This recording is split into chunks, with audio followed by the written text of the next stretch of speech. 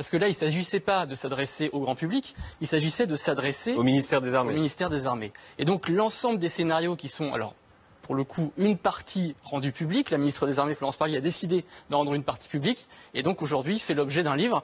Et donc dans ce livre, on va retrouver, en effet, demain, c'est quoi le piratage d'un cerveau, c'est quoi des navires autonomes qui pourraient avoir des armes létales autonomes, c'est quoi peut-être l'attaque du site de Kourou, ou c'est quoi un ascenseur spatial en 2040 ou en 2050. Ou par exemple, ce qu'il y a là, donc j'ose même pas imaginer ce qui n'est pas publié, donc moi j'ai ce qui est publié.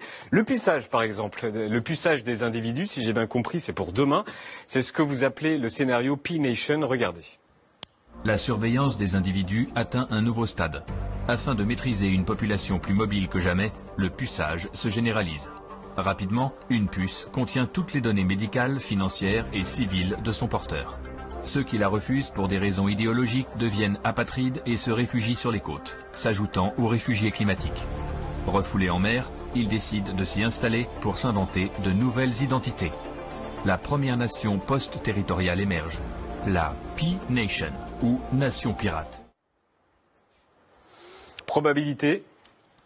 Aujourd'hui, des apatrides, il y en a déjà, et puis il y a déjà des réfugiés climatiques. La puce ici ou là Le puçage, on voit déjà des gens qui se pucent d'eux-mêmes. C'est-à-dire que vous avez aujourd'hui des gens qui ont dit « moi je veux me greffer sous la peau des implants ». Ça existe déjà. Des gens de manière volontaire. Avec des informations. Qui l'ont fait, avec des informations. On voit des puces NFC, et ils se batchent.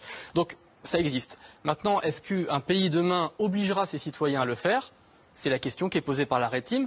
En tout cas, le ministère des Armées doit se poser, grâce à la RETIM, cette question et savoir demain comment est-ce qu'il doit réagir si, en effet, on a des modifications du vivant, on a des modifications qui font que la France sera confrontée à demain des combattants différents.